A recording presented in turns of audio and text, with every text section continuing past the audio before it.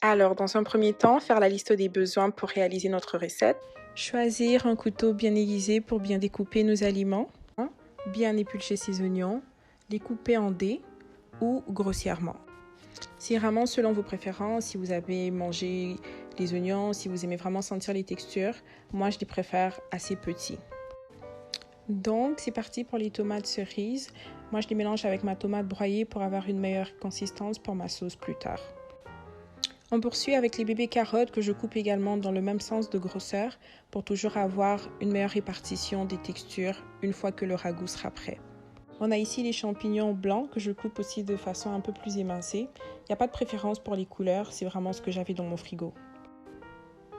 Alors là, on a nos pommes de terre. J'aime pas trop les petits cordons qui apparaissent là-dessus, donc je les enlève. Et la coupe, elle est toujours un peu la même, donc c'est un peu en cube, toujours pour matcher avec notre ragoût. Alors ça, c'est la meilleure partie d'après moi, c'est le cœur de la recette. On a nos cubes de bœuf qu'on va couper aussi grossièrement.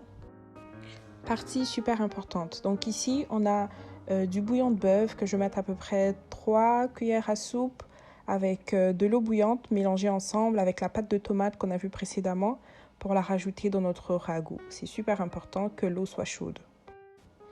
Ok, donc là, on commence la cuisson des aliments. Il va vraiment falloir griller notre bœuf vraiment rapidement, à peine vraiment le poêler pour essayer d'avoir une belle couleur et aussi juste pour que le goût soit bien intégré dans la viande avant de l'insérer dans notre mijoteuse. Alors, on vient faire sauter nos légumes.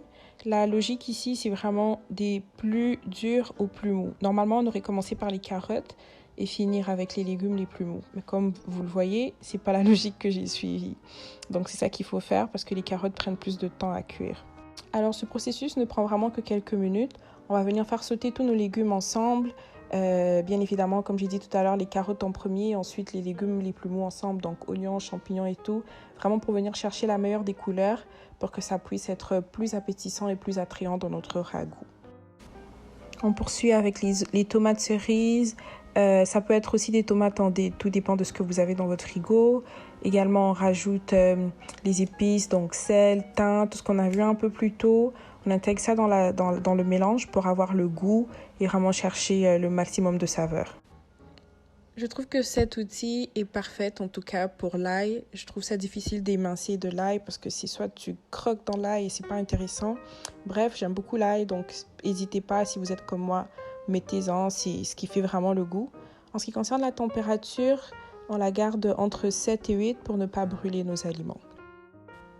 Donc, une fois qu'on a mélangé le tout, alors on peut déjà voir la couleur, comment ça a déjà un peu ramolli. Donc, c'est vraiment ce qu'on voulait. On va mélanger le tout dans la mijoteuse avec la viande. Et ensuite, on va poursuivre avec les pommes de terre. Et c'est parti, c'est vraiment le même processus. On vient sauter très rapidement les pommes de terre, vraiment juste pour avoir la bonne couleur dorée. Comme ça, une fois qu'on va le mettre dans notre mijoteuse, ça va vraiment venir faire un bon mariage de saveurs avec tous les aliments qui seront déjà dans la mijoteuse.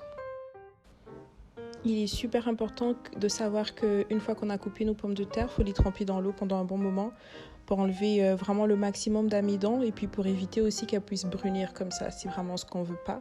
Donc c'est important de les laisser tremper dans l'eau un bon moment. Finalement, on vient recouvrir de notre bouillon de bœuf et pâte de tomate avec quelques millilitres d'eau, vraiment juste pour recouvrir le tout. Et tadam, c'est servi.